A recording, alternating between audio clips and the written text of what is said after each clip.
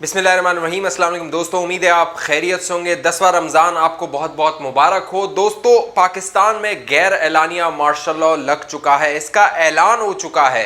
अब आप सड़कों पे निकलेंगे तो फौज आपको नज़र आएगी, आपको कंट्रोल कर रही होगी। जो शहरी इलाके हैं ख़ास तौर पे वहाँ पर फौज को तैनात कर दिया गया है। ये गैर एलानिया जो मार्शल लॉ है, किसने डिक्लेयर किया है, क्या ऐलानात किए हैं, बहुत अहम तफसीलात है जो मैं आप दोस्तों के सामने रखूंगा। साथ साथ अब नवाज शरीफ की जायदादों को फरोख्त करने का मामला, बेचने का मामला, नीलाम करने का मामला शुरू हो गया है। एक बहुत अहम फैसला सामने आया है, वो भी आप दोस्तों के सामने रखूंगा। और आपको यह भी बताएंगे कि नवाज शरीफ के जो अकाउंट्स हैं, तकरीबन 8 के करीब अकाउंट्स हैं, उनमें आखिर कितने पैसे पड़े हुए हैं जो कि अब हुकूमत पाकिस्तान अपने कब्जे में ले लेगी। जिन दोस्तों ने अभी तक हमारा यूट्यूब चैनल सब्सक्राइब नहीं किया, सब्सक्राइब करके बेल आइकन का बटन है उसको क्लिक कर लीजिए। और जिन दोस्तों ने सब्सक्राइब कर लिया है वो हमारी वीडियो को लाइक करके इसको शेयर कर दीजिए। दोस्तों, पाकिस्तान में जब से ये हुकूमत आई है, इसको हाइब्रिड निज़ाम का नाम दिया जाता है। उसकी वजह यह है, कहा यह जाता है कि जो इस्टेब्लिशमेंट है, मुक्तदर हल्के हैं, वो इस हुकूमत के पीछे है, इस निज़ाम के पीछे है। जो चलाने वाले हैं वो हैं, और जो फेस है वो इस तहरीक इंसाफ का है, इस हुकूमत का है। इमरान खान को वजीर आजम की कुर्सी पर सिर्फ बिठाया हुआ है। और इस बात को तकवीयत इसलिए मिलती है कि बहुत सारे इस हुकूमत के इक़दामात हैं, बहुत सारे ऐसे सरकारी महकमे हैं जहां पर या तो रिटायर्ड जो हमारे फौज के अफसरान हैं उनको तैनात किया गया, या फिर जो सर्विंग थे फौज में भी वो खिदमत अंजाम दे रहे थे और उनको वहां पर लगाया गया। अब वजीर आज़म इमरान खान ने आज कौम से खिताब किया, एक प्रेस कॉन्फ्रेंस की, अवाम से बात की टीवी चैनल पे, और उसमें उन्होंने ऐलान किया कि उन्होंने फौज को कहा है, फौज के अफसरान को कहा है कि आपकी हमें मदद की ज़रूरत है, क्योंकि ये जो पाकिस्तान के अवाम है हमारे कंट्रोल में नहीं आ रहे। हम इन्हें कहते हैं मास्क पहनो, SOPs पे अमल करो, कोरोना से बचना है, अवाम मुश्किलात में आ रही है, अस्पतालों पर दबाव आ रहा है, लेकिन ये अवाम जो है वो हमारी नहीं सुनते हैं। लिहाजा अब हमने फौज को कहा है कि आप आइए और आप पुलिस का साथ दीजिए और पुलिस को बताइए कि इस अवाम को कैसे कंट्रोल करना है। तो यानी वो हुकूमत जो इस निज़ाम को बदलने आई थी, तब्दीली लाने आई थी, पुलिस के निज़ाम को तब्दील करने आई थी, अब वो हमारी फौज को कह रही है आप अब आइए और आप हमें SOPs पे अमल करना बताइए और इस अवाम को कंट्रोल कीजिए जो हमसे बेकाबू हो गई है।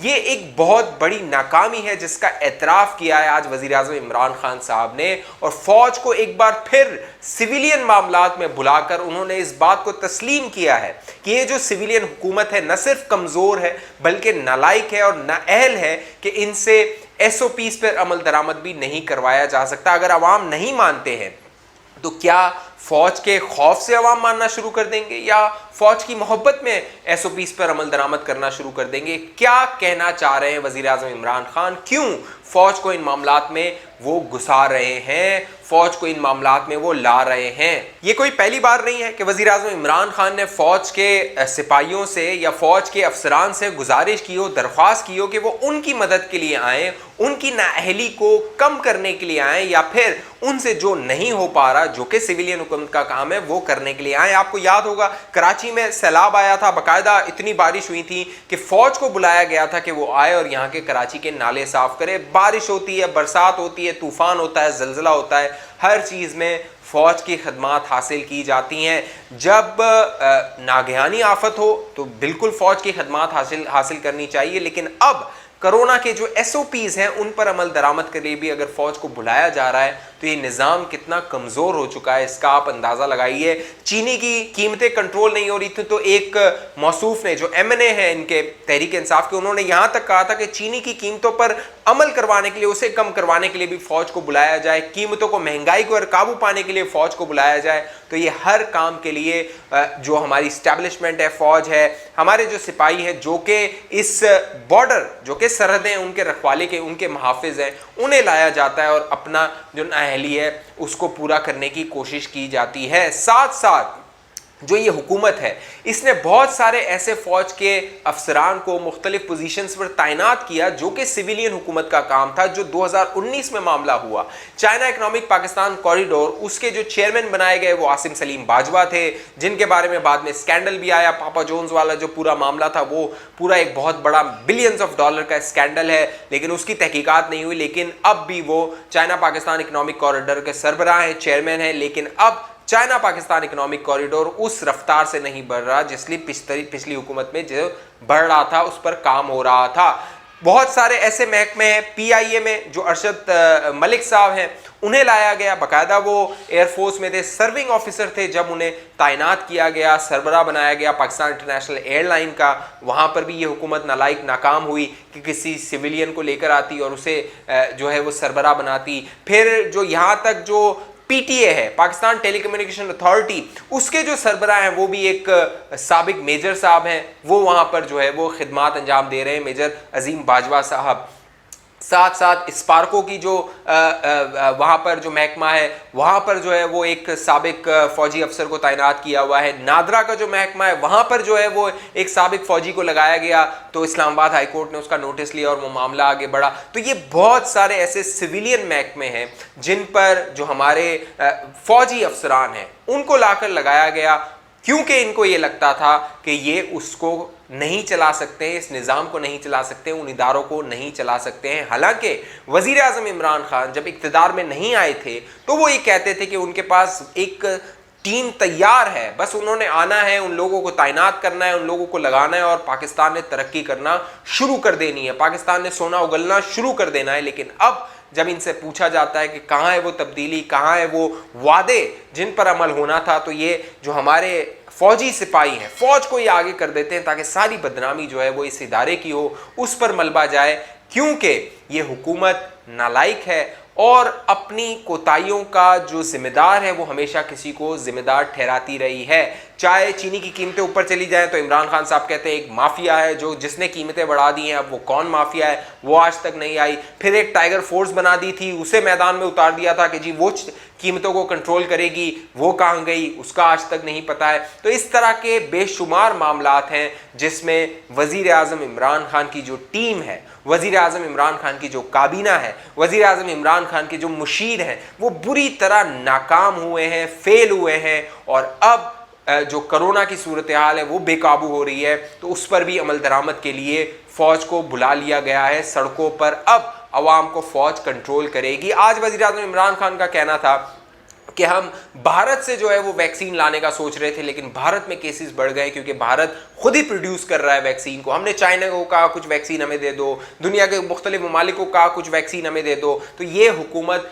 मांगे ताने की हुकूमत है, सिर्फ मांगने पे गुजारा कर रही है। वज़ीर आज़म इमरान खान ने पूरी ज़िंदगी जो है वो चाहे नमल हो चाहे शौकत खानम हो, मांग के ही जो है वो चंदा खैरात मांग के ही जो है वो इनको खड़ा किया है, इन्हें बनाया है।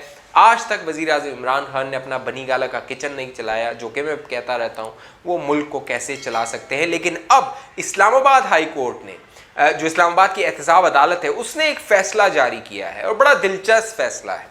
वो फैसला है तोशा खाना रेफरेंस के हवाले से, जो नैब वहाँ पे दरख्वास्त लेके गया हुआ था कि जी जो नवाज शरीफ साहब है वो पेश नहीं हो रहे हैं, उन्हें इश्तिहारी डिक्लेयर कर दिया है, अब जो है वो उनकी जो जायदादें हैं उनको नीलाम किया जाए और उनसे जो पैसा आए वो कौमी ख़जाने में जमा करवाया जाए। जो वज़ीर आज़म इमरान खान ने कहा था इनसे लूटी हुई दौलत में वापस लाऊंगा, तो अब ये ख्वाब पूरा होने वाला है, इमरान खान का वादा पूरा होने वाला है। लेकिन इस वादे में जो कह लीजिए मज़ाहिया चीज़ है, जो कह लीजिए सोचने वाली चीज़ है, वो इंतहाई अहम है। नैब ने अब नवाज शरीफ की जायदाद के हवाले से जो तफसीलात एहतसाब अदालत में जमा करवाई है, उन तफसीलात को आप पढ़ें तो आप लोटपोट हो जाएंगे। उसकी वजह यह है कि नवाज शरीफ के तकरीबन 8 के करीब बैंक अकाउंट हैं और उन 8 में से तकरीबन जो 5 बैंक अकाउंट है उसमें तकरीबन जो पैसे पड़े हुए हैं वो सिर्फ 6 लाख से 6.5 लाख रुपए पड़े। जी हाँ, उनके 3 जो इंटरनेशनल करेंसी अकाउंट है, डॉलर, पाउंड और दूसरे,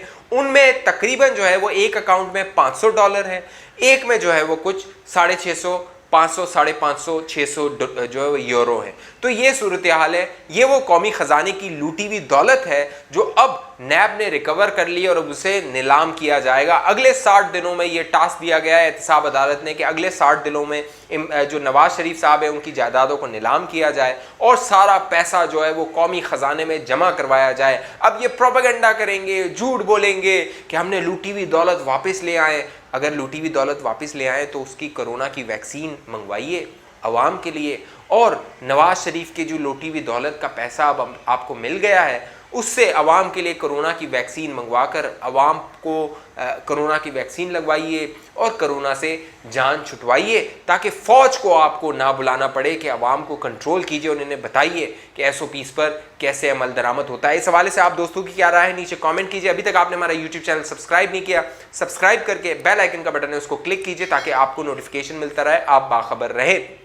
जिन दोस्तों ने सब्सक्राइब कर लिया है वो दोस्त हमारी इस वीडियो को लाइक कर दीजिए और इसको शेयर कर दीजिए। मुझे इजाज़त दीजिए, अपना ख्याल रखिएगा। पाकिस्तान जिंदाबाद।